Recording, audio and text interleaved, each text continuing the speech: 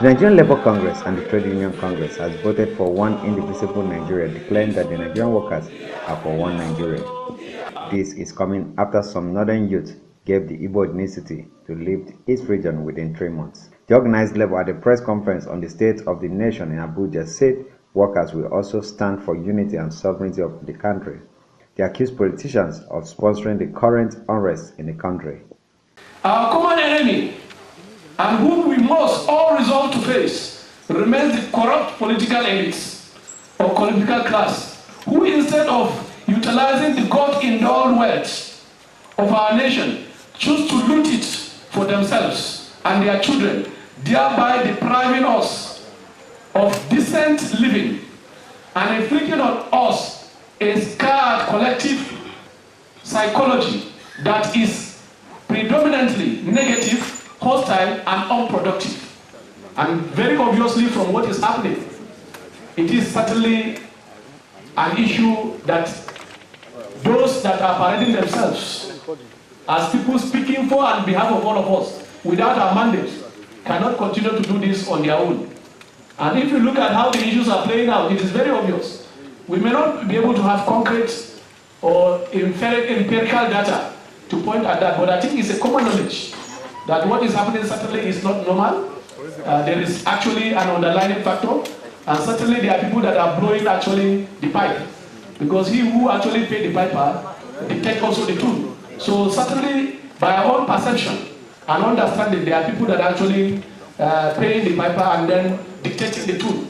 And I think all of us are Nigerians, we must be able to decide some of those things. And therefore, as organized labor, we thought also that those issues, if investigated, and that's the work of agencies to be able to do that. If properly investigated, I'm sure that those facts can then be unraveled. While raising concern on the welfare of Nigerian workers, they said the current budget signed is not transparent enough to address the challenges of workers.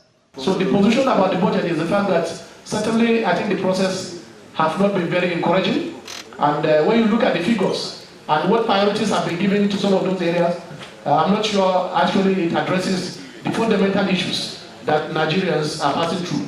And therefore I think there is actually a need for a transparent budget process where it will start very early, it will be open for public scrutiny, input can be made into the budget process, and it should be to address very critical issues of our development, particularly those infrastructures. I think if you look at some aspect of the budget, overheads seems to be much more than even the capital project. And I think that is not good for us, that is not good for our system, and that's why we are in this quite clear. Workers, they are the most important. Funds have been released to all the levels of government. We all know that pay workers' salary, the economy of the whole nation booms. With whole workers' salary, the economy shrinks or catches cold because the industries are not there. We have already deindustrialized Nigeria, and that is why our neighboring countries are the beneficiaries of our inactions in terms of putting the needed infrastructure in place.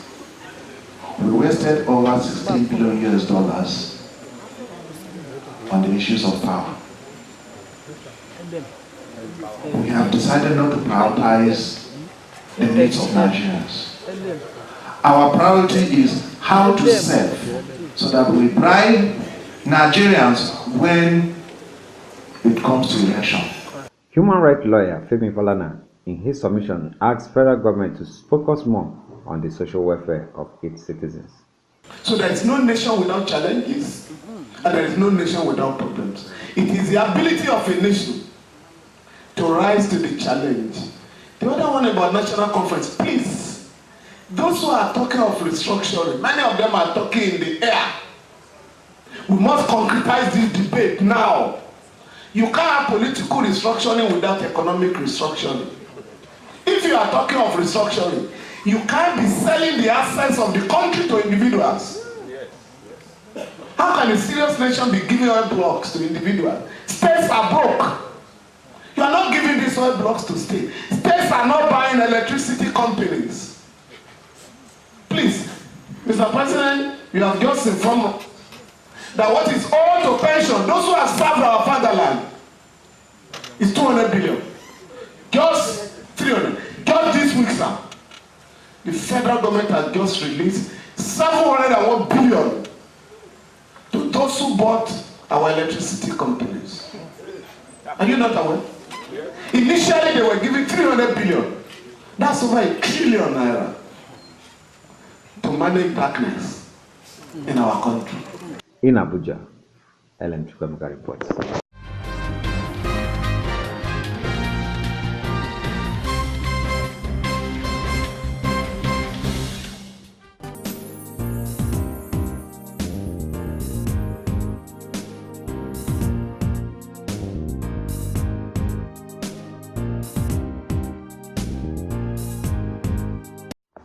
Over 12,000 displaced Nigerians who left their homes to other neighboring countries as a result of Boko Haram insurgency in the northeast part of the country have returned home.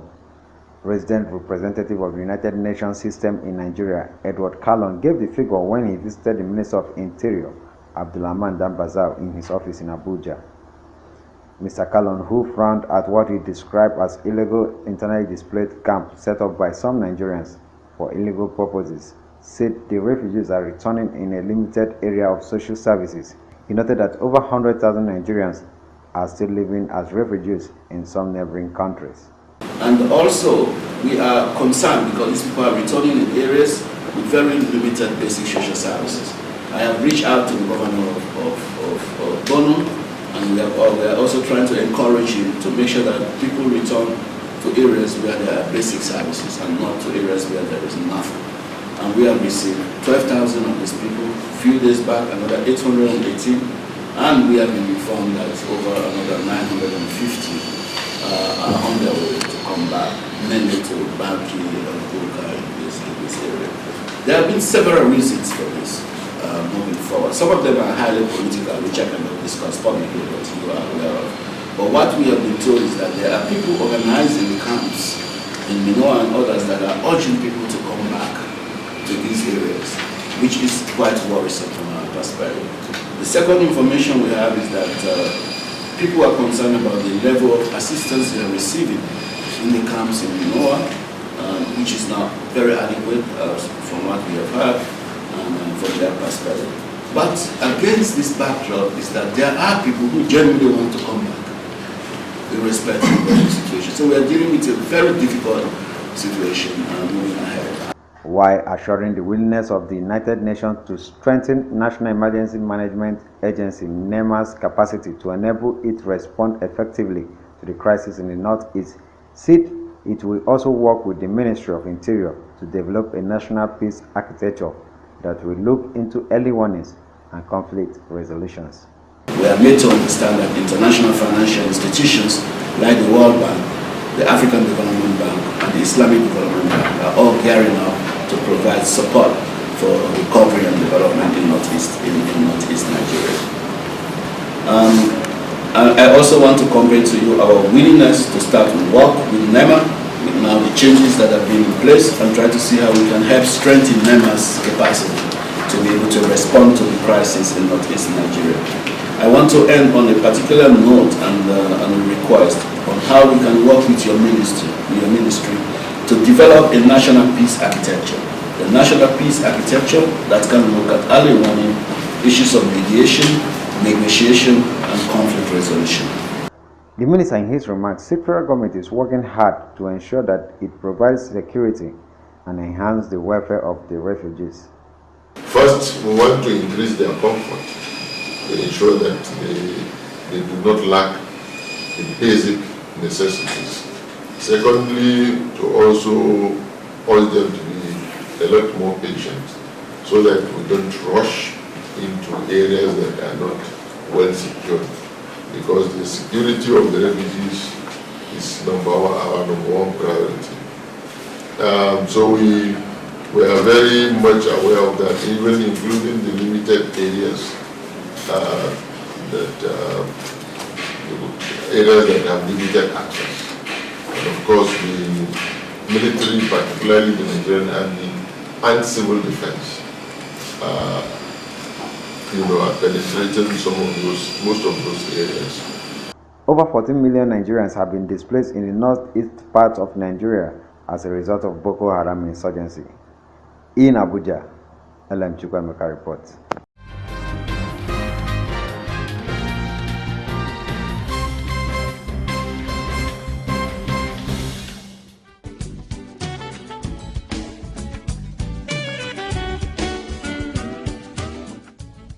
Lovely place, right? Yes. What's wrong? You don't look happy. Take a look around. Why can't my hotel be like this? I knew something was wrong, but I've got solution. Solution? What? Nanet. Nanet? Nanet offers you design solutions, building plans and construction, furnishing and equipping, financing, management, audit services, and many more services for a better hospitality business. Nanet, service with a smile.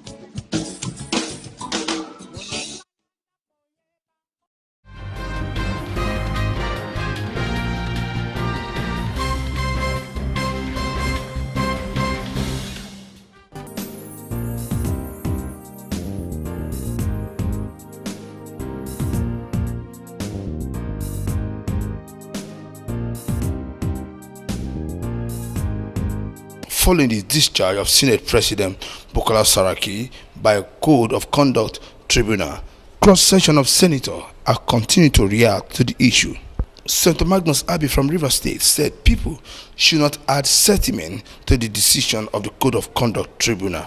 When the CCT arrested the Senate President, put him on trial and all that, some people were happy with that, some people were angry with that. So if the same CCT turns around, looks at the charges and say, well, there's no merit in the charges and dismisses, some people will be happy, some people will be angry. But all we have to understand is that the constitutional power to deal with that matter is in the CCT, and that is what they have decided. So if you're a Nigerian and you understand that we all live by the constitution and the laws, this is what our laws have produced. So you can't produce an outcome different from what the laws have produced.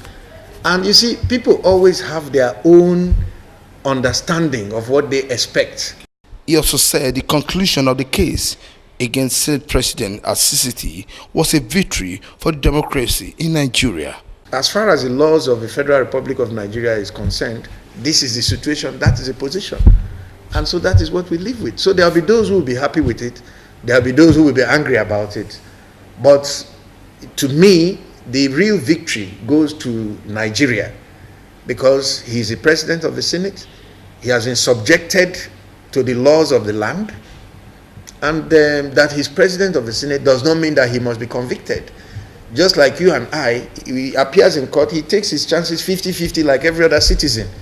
So if the thing works for him, I don't see why anybody should be upset. If it works against him, when it was working against him, I don't see why people were also upset. Like I said, the point the president has made is that the laws of this country will apply to everybody.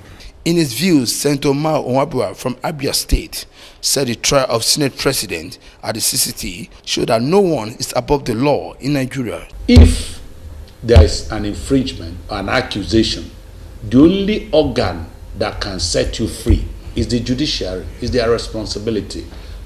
What people thought earlier was that the Senate President, by his position, he will not come down from his high horse to subject himself to the rigors of the judiciary or of the court.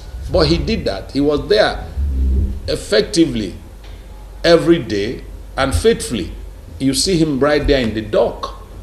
He was there all through. So, and if the judiciary had ruled for us, we believe is victory for judiciary and independence of democracy. Senator Mao also expressed concern about the trial, saying it was a witch hunt.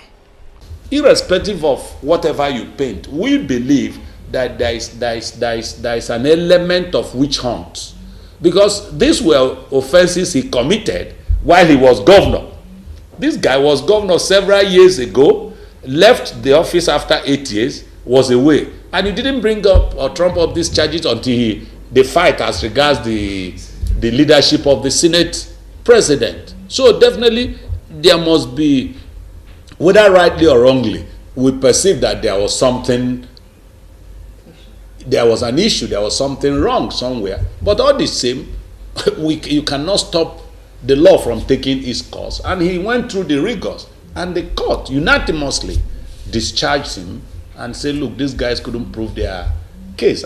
Former governor of Sokoto State, who is now a senator, Aliu Womako, said the trial showed there's equality before the law. There should be equality before the law. Whoever commits an offense, it must be called an offense, whether big or small, whether high or low, no matter what your tribe or your religion is, no matter what your status is, will be an offense. So I am happy that today has marked the end of all this almost 2 year or 1.5 year. Senator Womako also called on anti-corruption agencies to carry out their due diligence before embarking on prosecution. Agencies that are fighting corruption, they are doing very well, but they need to also respect the laws that are put in place. For example, if you go to ICPC Act, Section 27, or I think some of that, it has prescribed a 10-year jail term for anybody who gave a false information against somebody. But nobody has ever been treated for that. Why? Separation must be somewhere in the ECC Act. We cannot just allow people to just go and destroying other people just for pleasure excuses, just for their own selfish interests. Whoever goes wrong must be tried. I agree with that. It's the truth. But then people must also be protected from unnecessary and evil, selfish people who just out of sheer mischief will want to destroy, bring other people down. Meanwhile, the federal government has said that it will appeal the Code of Conduct Tribunal decision to discharge Senate President Bukola Saraki. From Abuja, Muyo Bamdele reporting.